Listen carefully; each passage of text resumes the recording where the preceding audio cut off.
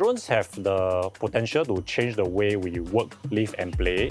And over the years, they have gained much popularity among the citizens, companies, as well as public agencies.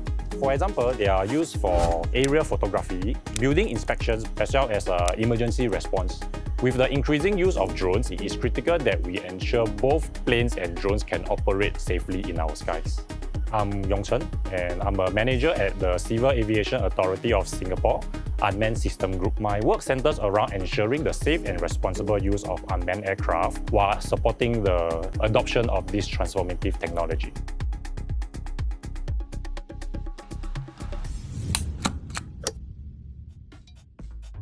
With the increasing use of drones, ensuring public safety becomes all the more important for both the people on the ground as well as planes in the air. So we have in place a comprehensive drone registration process as well as education and outreach effort to inculcate a culture of safe and responsible flying among the individuals.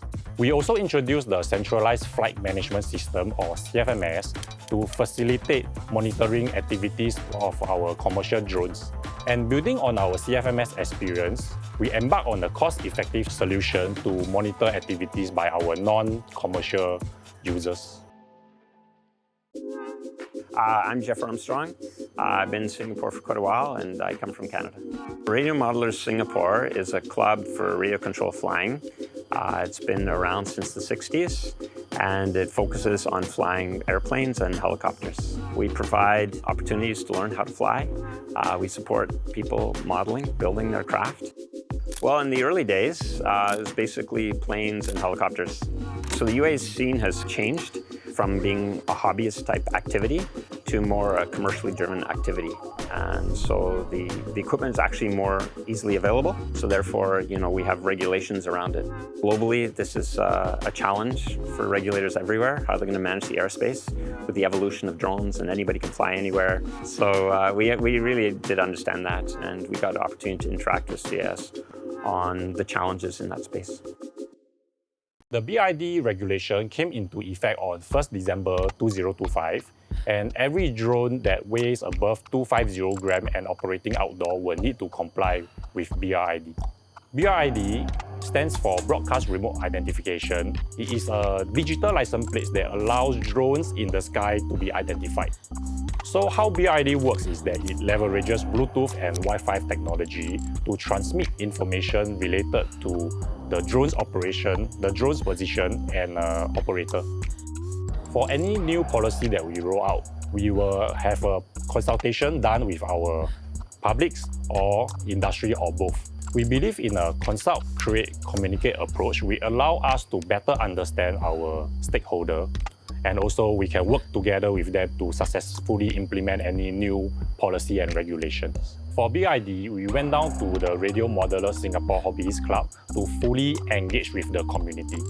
We were worried that if we don't engage them properly, we might miss out on practical challenges that they are facing, and this could actually stifle the use of drones. By consulting, we gain a better understanding of how they operate their drones. My first reaction to the BRD regulation was that it might be troublesome. There's a question of how long the battery will last, and whether the weight will be too much, and the impact on installation. Where will you install it? And then what will be the impact on the CG? RMS brought to the table basically the voice of the hobbyists. And so we appreciated that opportunity to represent the hobbyists out there and your everyday flyers who've been in this space for quite a long time. By being on the ground, we gain ground truth that data alone cannot give us. For example, the Radio Modeler, they build their own drones and they require it to perform in a specific manner. So from this feedback, we actually engaged Radio Modeler Singapore a few rounds to together come up with a solution that would be acceptable for both parties. And one of the solutions that came up and was proposed by them and eventually adopted by us is to offer a module that does not come with any battery in it. I think it's important that we continue to have this engagement as well as to partner them as we roll out our new regulation, because it is important that we fully understand how our regulation after implementation will impact their operation and day-to-day lives, the way they use their drones. Our relationship with our citizen is always a work in progress as we continue to refine our regulation. Ongoing works that we currently have, we work with retailers as a ambassador at the point of sales for them to help to educate potentially new UA users. This allows us to enable and facilitate drone activities while ensuring safety. So we hope in future engaging with CAAS, we hope that the space is made available within Singapore so we can continue the hobby. That's probably the most important thing to us as a community.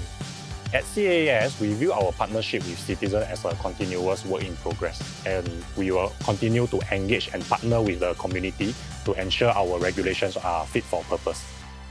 So Singaporean government working hand in hand, I hope the kind of community we can build is one where people can express themselves and get opportunity to enjoy their hobbies in their day-to-day life. We want Singapore to be a place where citizens can call home and a place whereby they can live, work and play however they want it to be. But we need to ensure that all these are done in a safe manner. And that's the kind of Singapore I hope we can build when government and citizens work together.